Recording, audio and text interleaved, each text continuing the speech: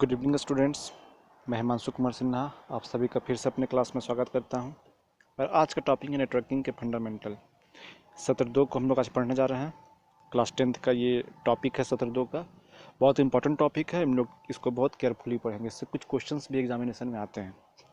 सबसे पहले नेटवर्क का है तो सीधा सा और सरल भाषा में हम इसको यही समझेंगे कि नेटवर्क उसे कहते हैं जो दो या दो से अधिक डिवाइस या उपकरण को जोड़कर सूचनाओं का आदान प्रदान करता है। और सिर्फ सूचनाओं का नहीं, रिसोर्सेज का, उपकरणों का भी आदान प्रदान करता है या साझा करने का काम करता है। बस यही इसमें भी वही दिया गया है कि एक कंप्यूटर नेटवर्क कंप्यूटर और अन्य सेवाओं जैसे चैनल जैसे कि आपका हार्डवेयर हो गया इत्यादि को जोड़कर, हार्डवेयर घटकों को जोड़कर क्या करता है कि उसको साझा करने का या फिर आदान प्रदान करने का काम करता है सूचनाओं को। ठीक है, अब हम देखेंगे इसका आर्किटेक्चर क्या होता है। इसका दो प्रकार का आर्किटेक्चर बहुत इंपॉर्टेंट है। ये बहुत इंपॉर्टेंट है क्योंकि इसका आर्किटेक्चर हमेशा एग्जामिनेशन में आता है। और इस होता कैसे है इसका आर्किटेक्चर, ये हम लोग देख लेते हैं। देखिए इसका बुनियादी ढांचा कैसे होता है। जब हम एक इंटरनेट को एस्टेब्लिश करते हैं लोकल एरिया के क्षेत्र में, तो वो इस्टेब्लिश किस प्रकार से होता है हम उसको देखने जा रहे हैं। ठीक है, तो देखिए पीयर टू पीयर नेटवर्क में क्या होता है कि इसमें जो सभी कंप्यूटर होते हैं सभी को एक समान दर्जा दिया गया है। सभी को क्या क्या किया है, इसमें एक समान दर्जा दिया गया है। वैसे नेटवर्क को या वैसे नेटवर्क आर्किटेक्चर को पीयर टू पीयर नेटवर्क कहते हैं। ठीक है, आमतौर पर इस तरह के नेटवर्क इस तरह के नेटवर्क में प्रत्येक सीपीयू जो होता है एक टर्मिनल की तरह कार्य करता है। इसको देखिए एक इमेज के द्वारा समझते हैं। इसको हम लोग एक इमेज से समझने की कोशिश करेंगे कि कैसे एक सीपीयू जो है वो टर्मिनल की तरह काम करता है। जैसे कि ये कंप्यूटर है, इसको एक टर्मिनल मान लिया जाता है और इसके टर्मिनल को हब से कनेक्ट कर लिया जाता है। हब जो है वो किसी भी सिस्टम को एक टर्मिनल की तरह काम देखेगा और सभी को, जितने भी टर्मिनल इसमें जुड़े रहेंगे, सभी को वो क्या करेगा कि एक समान रिसोर्स प्रदान करेगा, एक समान नेटवर्क प्रदान करेगा, ताकि सभी सिस्टम जो हैं उनको क्या कर सके कि वो सभी अपने अपने सक्षम स्पीड से या सक्षम दक्षता के साथ काम कर सके।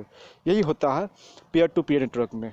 यहाँ पे देख रहे हैं 4 कंप्यूटर आपस में एक टर्मिनल के रूप में जुड़े हुए हैं और सभी जो इसमें होते हैं सभी को एक समान दर्जा दिया जाता है। इसको कहते हैं पीयर टू पीयर नेटवर्क।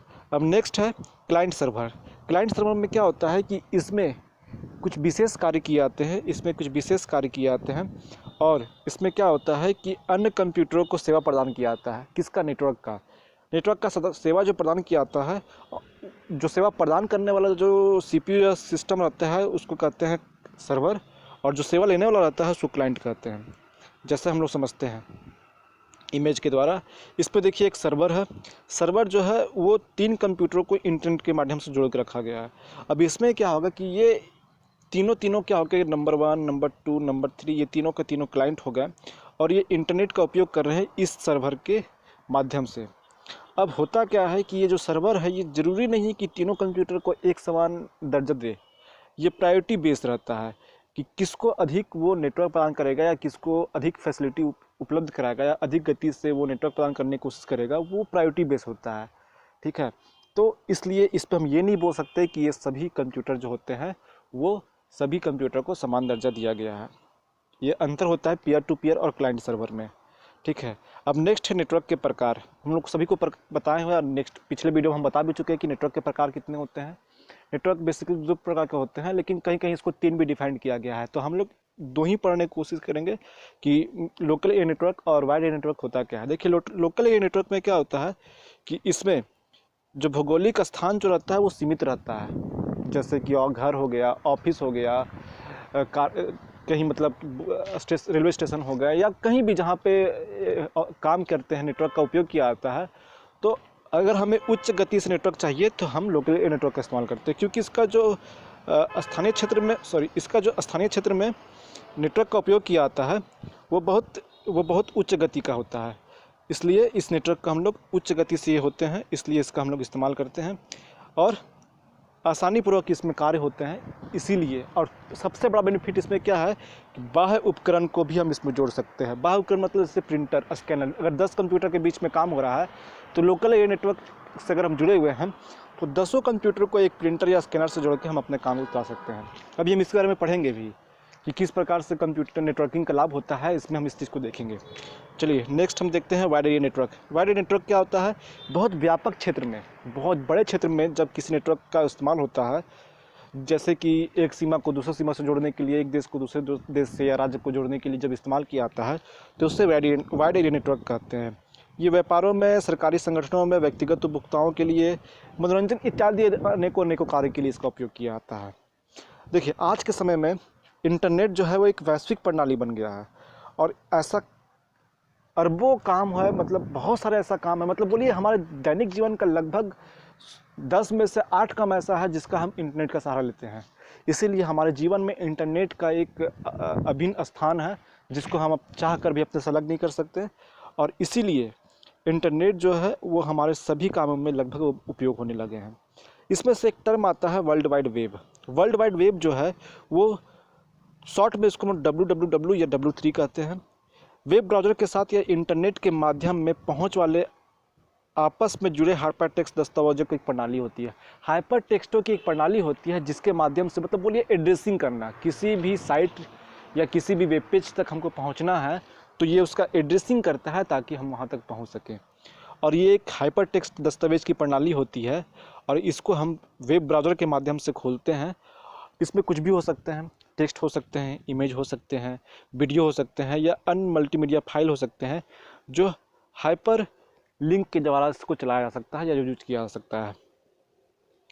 अब इसमें से हम कुछ इंपॉर्टेंट चीज़ पढ़ेंगे, जैसे कि हमको जो मेन चीज़ पढ़ना है वो नेटवर्किंग के साथ जो जुड़े हुए कुछ लाभ है उसको हम देख लेते हैं कि किस प्रकार से लाभ उपयोग किया था। सबसे पहले डेटा शेयरिंग।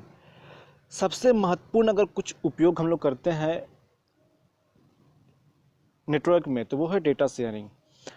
डेटा शेयरिंग का जैसे इसमें हम लोग क्या कर सकते हैं कि एक उपभोक्ता जो है किसी अन्य उपभोक्ता के साथ text file, spreadsheet, audio, video या अन्य कोई मल्टीमीडिया फाइल को भेज सकता है या साझा कर सकता है। यही होता है इंटरनेट शेयरिंग और ये बहुत खूबसूरत फैसिलिटी है नेटवर्क का।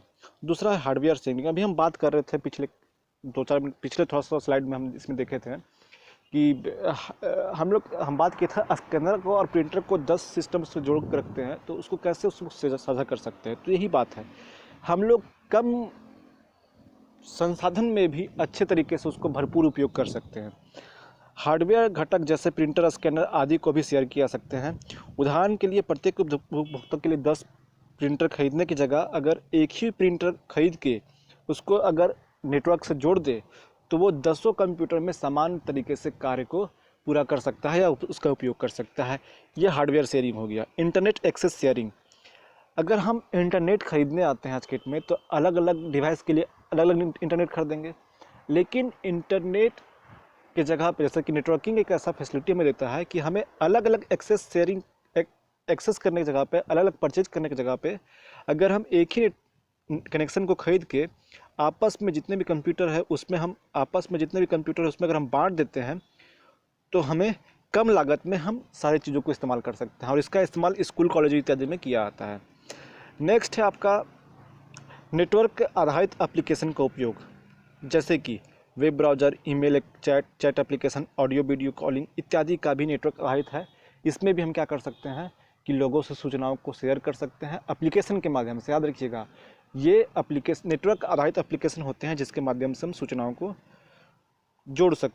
के माध्यम से लोगों से जुड़ सकते हैं, सूचनाओं को साझा कर सकते हैं।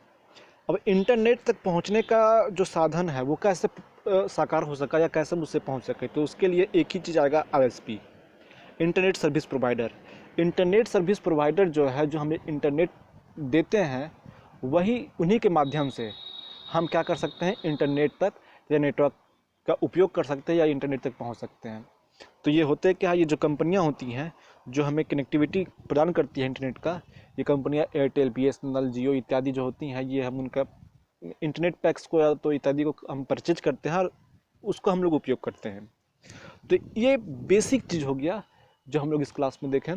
नेक्स्ट क्लास में हम लोग देखेंगे कि किस प्रकार से मॉडेम इत्यादि काम करते हैं और इनका उपयोग कैसे करते हैं और ये किस प्रकार से हमारे लिए उपयोगी होते हैं। इन सभी चीज़ों को देखेंगे। धन्यवाद।